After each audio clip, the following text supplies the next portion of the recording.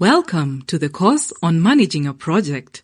It is designed to help you learn the essentials of effective project management.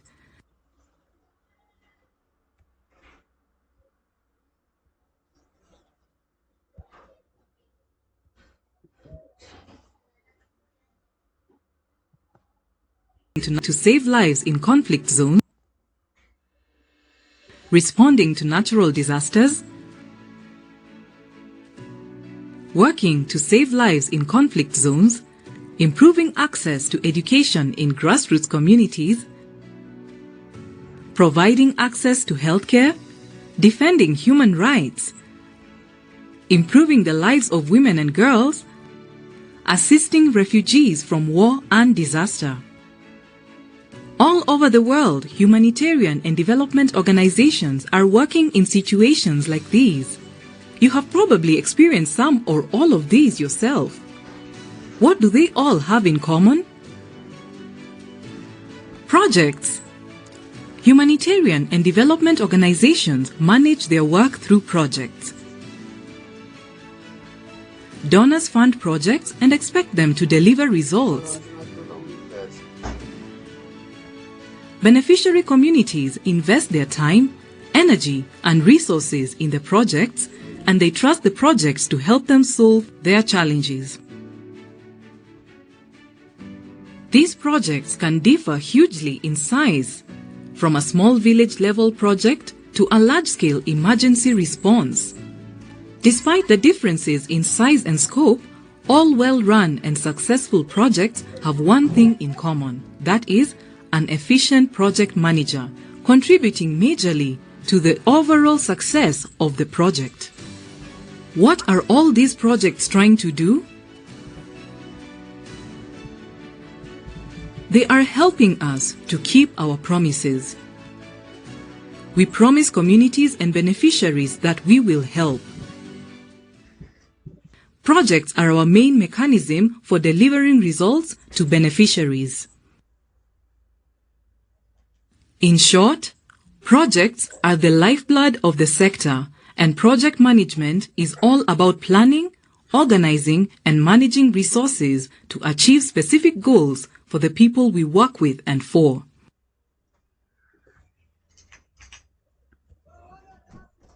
As you begin, meet the team that will accompany you in your learning journey through this course.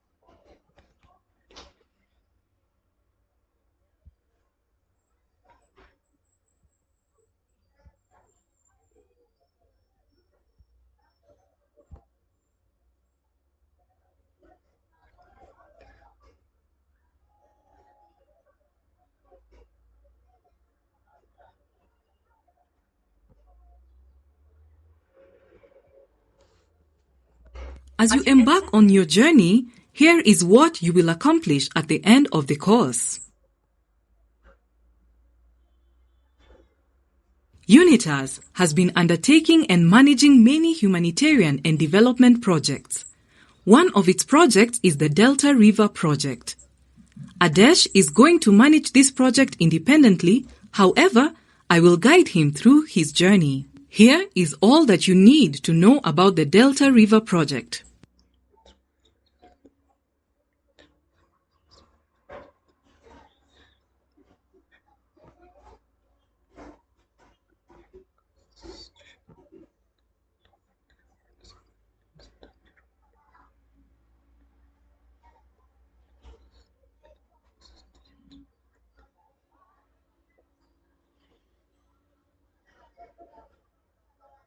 Esther, I have to start with the Delta River project next week. It's a very interesting project but honestly, I'm a bit nervous. That's great, Adesh. I'm glad that you're going to manage the project by yourself.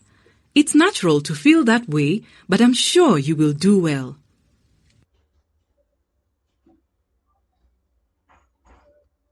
But I have never managed a project on my own, though I have worked on some humanitarian and development projects in the past. I'm not sure how to start.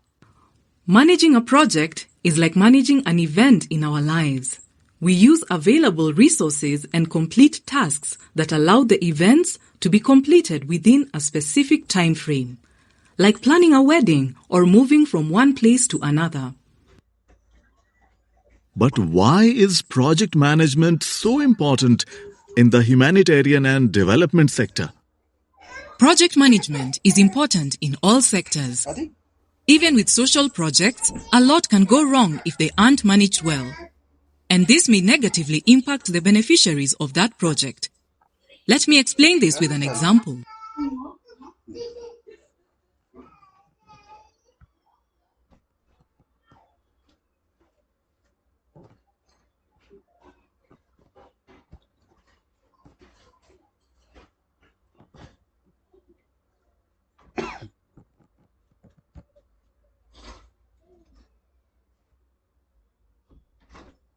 To build a simple swing on a tree. Let's assume that a project requires us to build a simple swing on a tree with whatever is available. Now, what could potentially go wrong if we don't understand this well and mismanage it?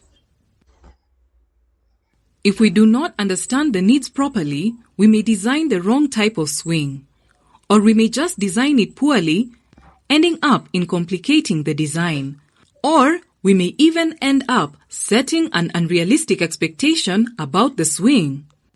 After having understood the requirement well, consider the risk factors and how to mitigate them. What if you don't have enough resources to build the swing? What if it gets delayed and you complete it in the wrong season? What if you face a natural disaster after building it? There can be many more risk factors to think about and mitigate, such as a weak tree, which may not hold the swing, an unrealistic budget, and low quality of material. Think about it. If a simple project like building a swing takes so much consideration, how much will our humanitarian and development projects take? That's why we need to make sure that our projects are well designed, planned, and managed. Yes, I see. I will need to put together a good plan for the Delta River project. Yes, you will. It is also important to include accountability in your project plan. To whom will I be accountable for the Delta River project?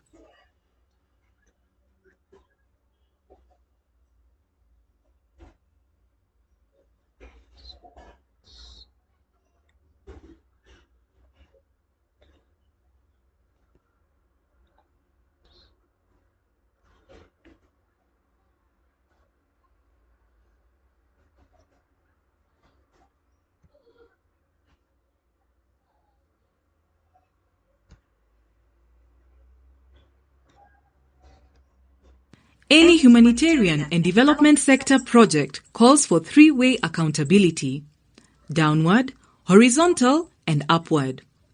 Not clear? Here is what it means.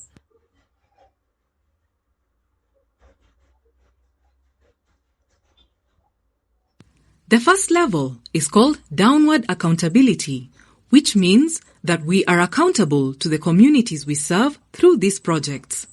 For example, in the Delta River project, you will have to consider the people who depend on the river for their day-to-day water requirements and how this project may impact them. You also want to make sure that people in communities who are affected by the project have a voice in its design and implementation. An intervention operating within a conflict context includes the principle of do no harm. The goal of this principle is to minimize negative impacts and maximize positive impacts of the intervention on conflict. This principle is also about not making things worse. For example, if you do a food distribution in a conflict zone with active conflict, you will probably turn beneficiaries into targets, making the situation much worse than before. Hence, you should avoid it.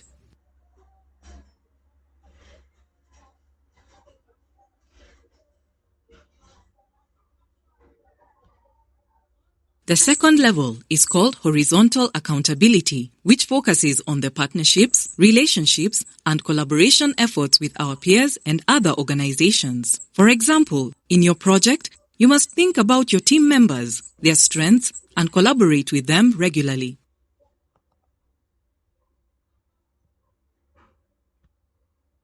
The last level is called upward accountability, which considers the people who fund the project, such as the donors. Your project must align with the organizational strategy and achieve the defined outcomes.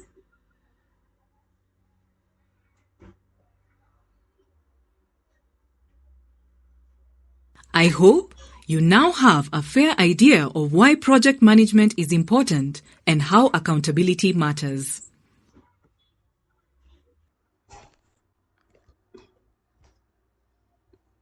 Thanks. I have a lot more clarity now, but I still have some doubts. You can ask me anything, and I will be happy to answer.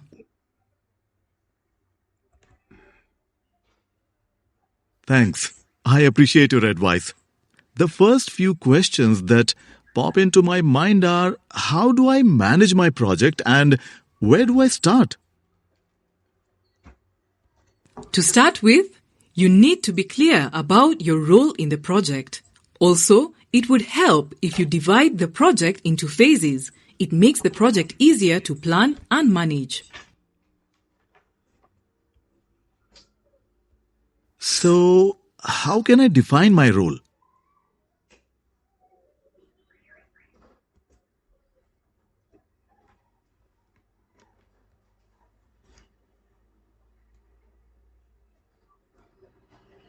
Pause and reflect on some of the questions related to the project manager's role.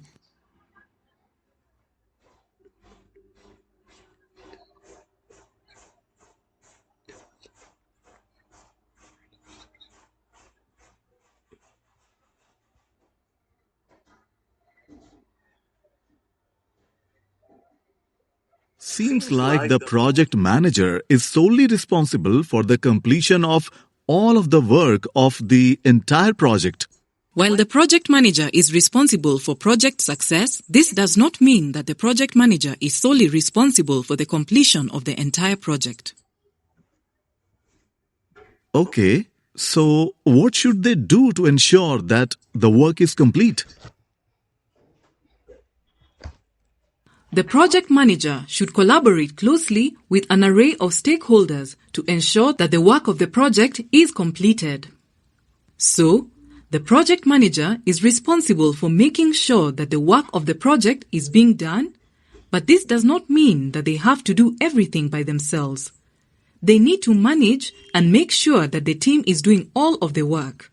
For successful project management, you need to strike a balance between soft skills related to human behavior and interactions, and hard skills that focus on the technical management of inputs and outputs. Understood. It is now clear that each successful project will need effective project management. Thank you for making it clear. We have just learned that collaboration with others is important. Along with effective project management, you will need to focus on one more aspect. As you know already, people make projects. You can achieve your project goals as a result of the commitment, cooperation, collaboration, and contributions of the people on the project team. Therefore, managing people can be the project manager's most important job. Let's look at the skills required for this important job.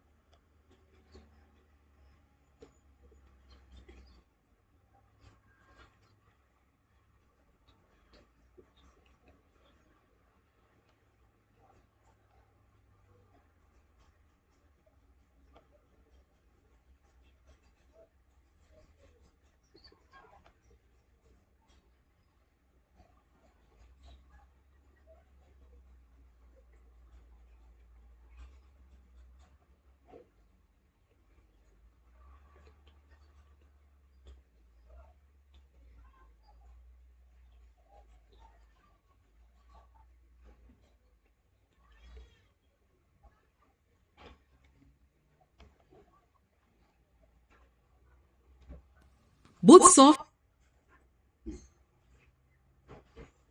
and hard skills are very important to a successful project.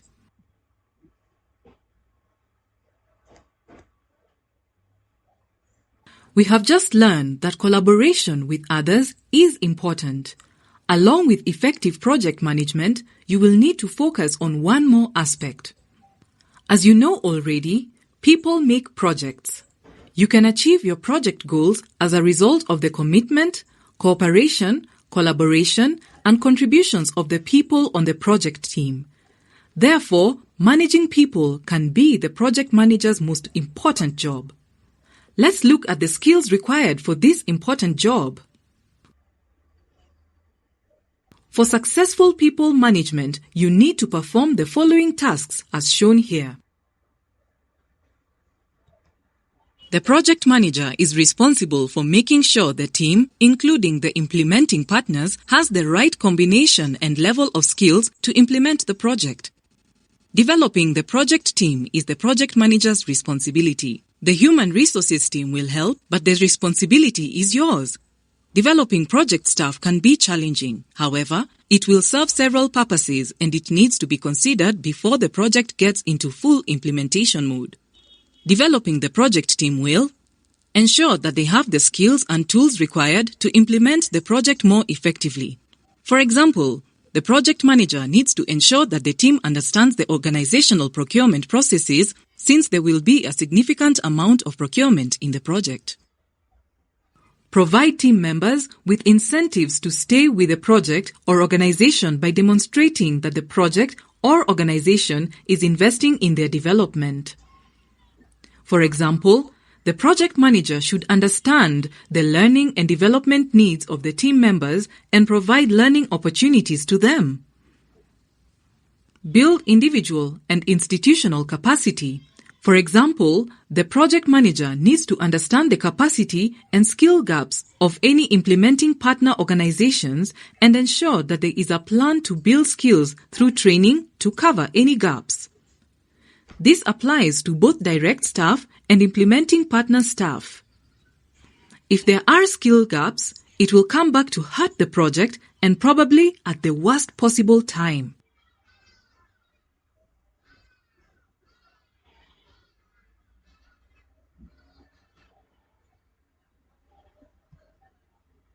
Performance assessments are the informal assessment or formal documented assessment of the project team members' performance.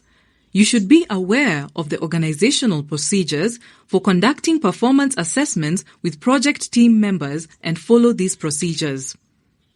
You also need to give regular feedback and make sure that the project staff understands how their performance will be assessed. After analyzing the information, you can identify and resolve problems, reduce conflicts, and improve overall teamwork.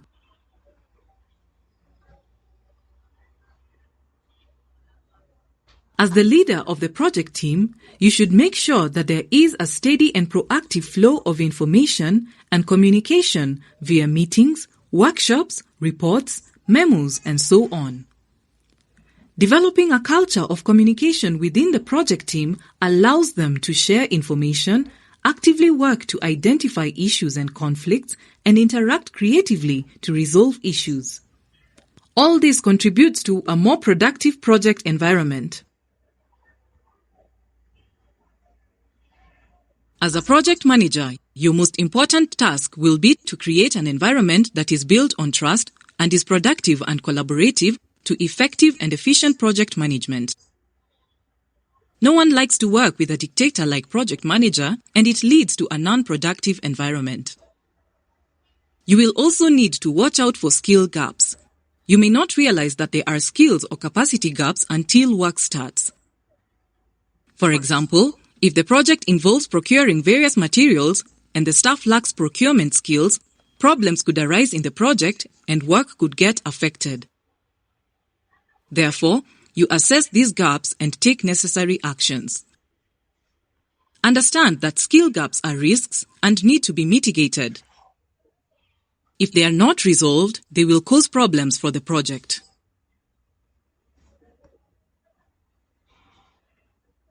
Wow! I now have a fair idea of why people management is important and how I can manage and develop my team. I am glad about that. There is one more thing that can guide you in the way you can approach projects. The principles of project management. They show you how to work and how to use different tools to plan and implement projects. There are 5 core principles of project management. These principles define a good project as well-governed, integrated, participatory, comprehensive, and adaptive. You can remember them using the acronym WIPCA. Go through each of these principles to understand what it is and why it is needed.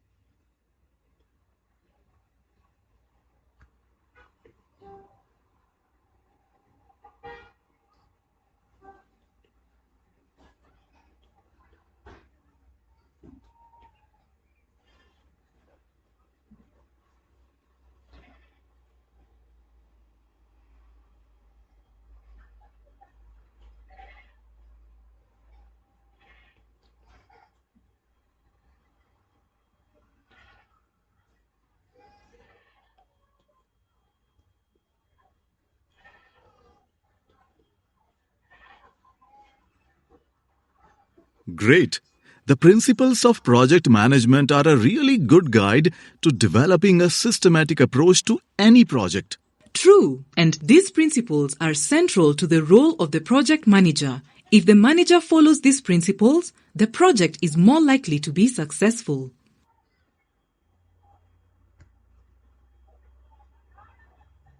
Adesh is considering how to apply the principles in the context of the Delta River project. What factors should Adesh consider to make the project participatory?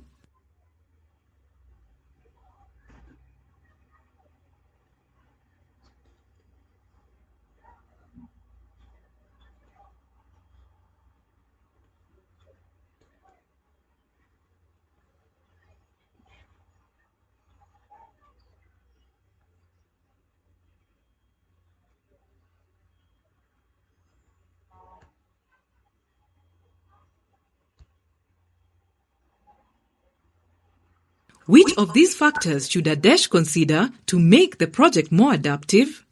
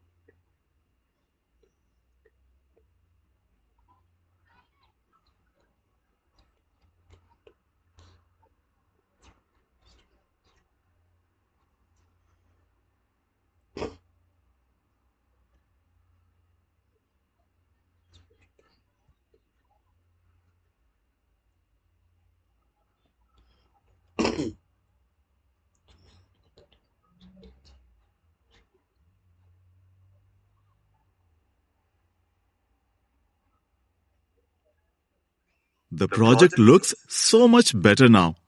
You also mentioned dividing the project into smaller parts, right? Yes, dividing it into smaller, digestible parts makes it easier to plan and manage. We use the simplified project phase model to achieve this. Please tell me more about this model. The simplified project phase model has 4 phases: project design, project planning, project implementation, and project closure. This is how it looks. The simplified project phase model has 4 phases: project design, project planning, project implementation, and project closure. This is how it looks.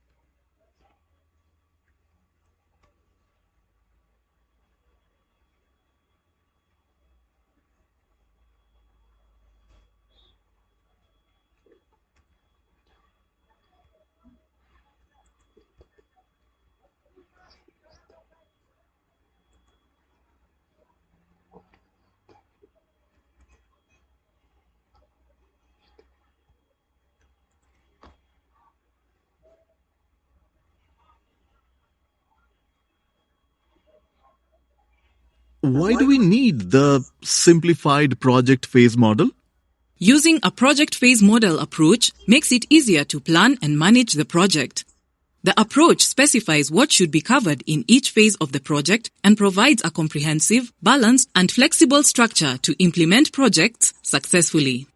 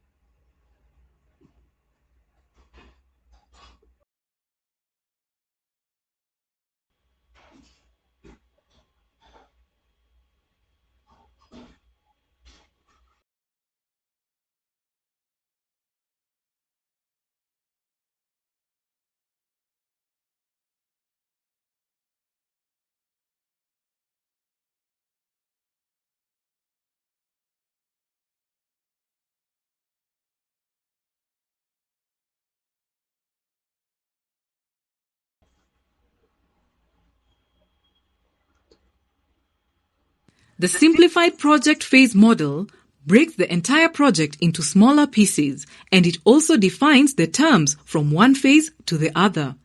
The actions performed in one phase are carried over to the next one. There can also be overlap from one phase to another. So, I may be starting one phase before the prior one ends.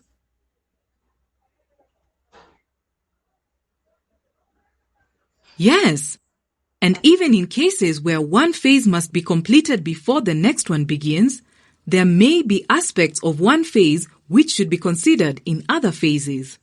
Can you give me an example?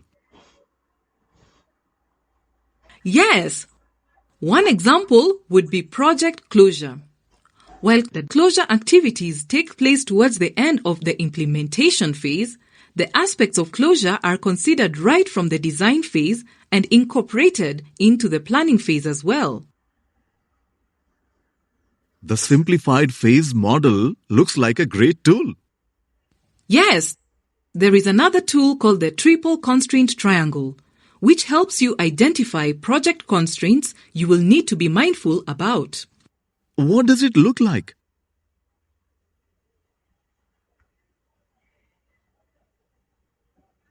A triple constraint triangle looks somewhat like this. The three constraints on the three edges of the triangle are cost, scope, and time. Select each constraint to learn about it.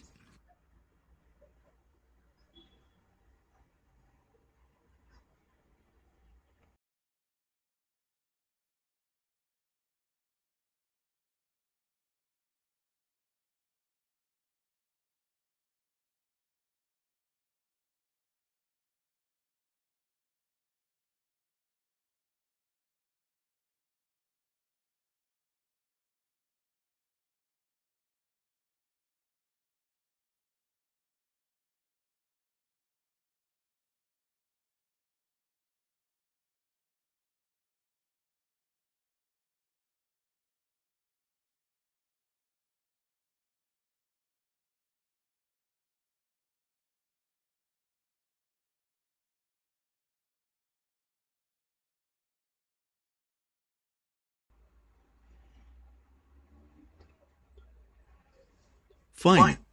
So, for my project, I will have to consider the same three constraints, right?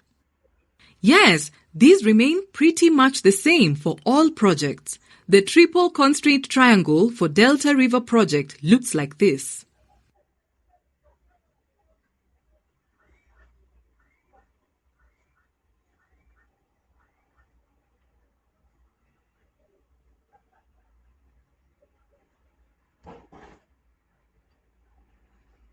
So, if any one of these constraints changes, will it impact the other constraints?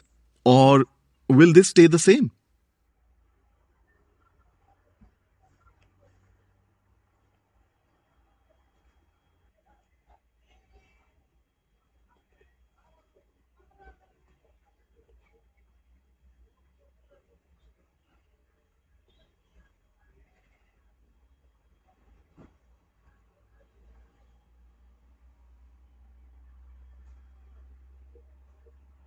If the project timeline changes and we need to build the latrines faster, what are our options?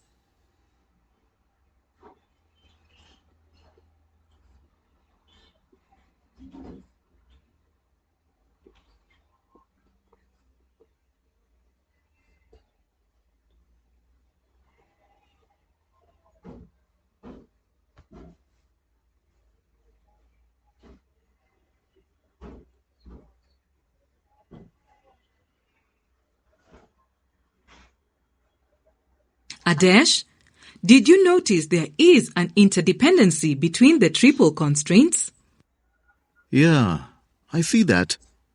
But how do I ensure that there is a balance between them? Let's see how you can do this. The project manager must ensure that the triple constraint triangle always stays in balance. The scope is the work we need to do within the parameters of time and costs.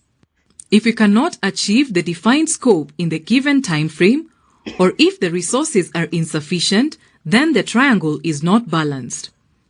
These constraints are interdependent. Whenever one of these is restricted or extended, the others will also need to be adjusted.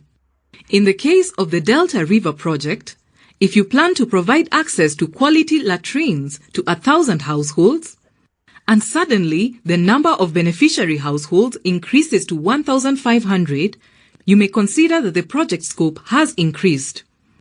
This is sure to pose a problem in project implementation. This increased scope will require the cost or resources and the time to be proportionately increased. All in all, the project manager must understand the relationships and trade-offs between the constraints to effectively manage the project. Select the Close button to continue.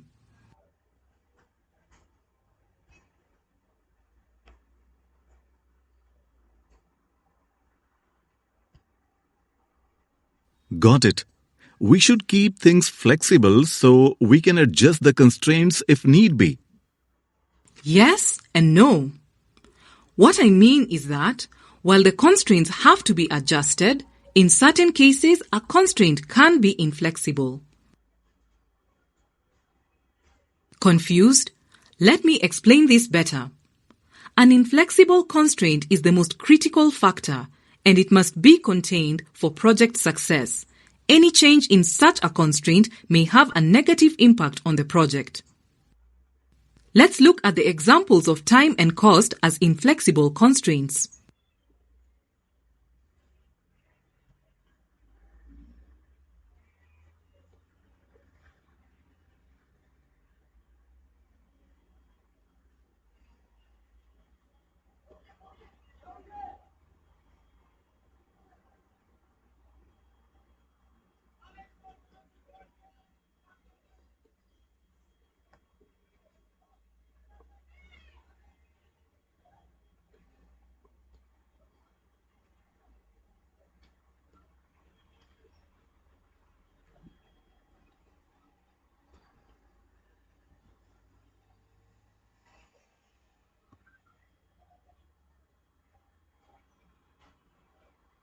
Then, are all constraints always inflexible? No. Sometimes constraints can also be flexible and adaptable. They do allow us to accommodate minor changes. Here is how you can understand this in the context of the Delta River project.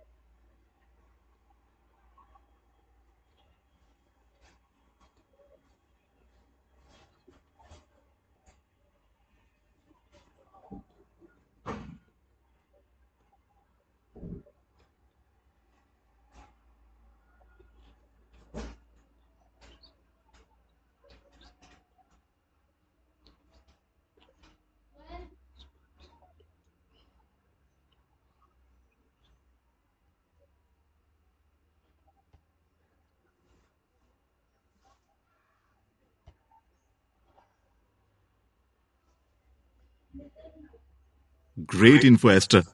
That means that we need to understand which constraints are flexible and which ones are inflexible.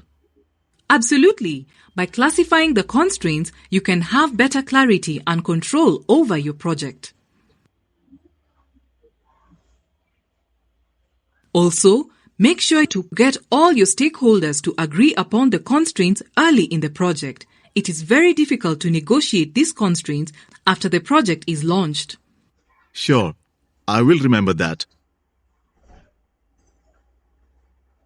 Now that Adesh has the background of the Delta River project and the knowledge of the simplified project phase model, what should be Adesh's next step? Choose your response and select Submit.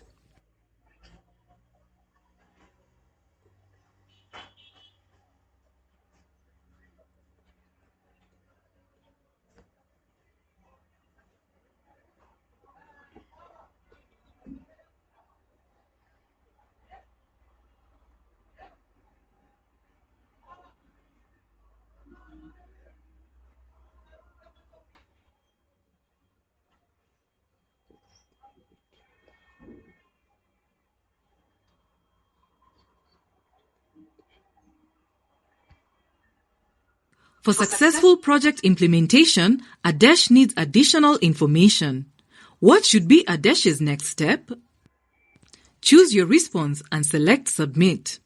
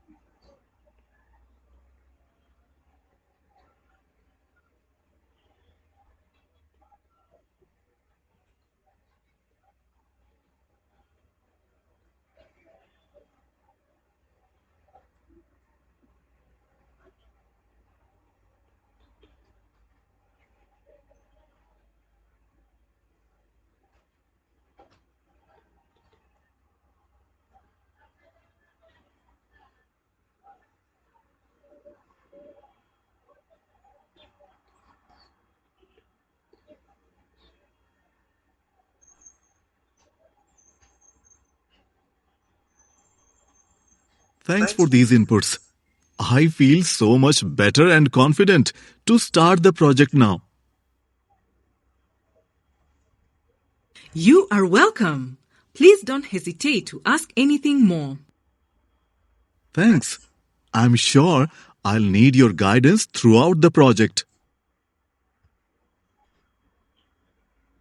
Adesh seems to have grasped things very quickly. Here is what he needs to keep in mind about managing a project.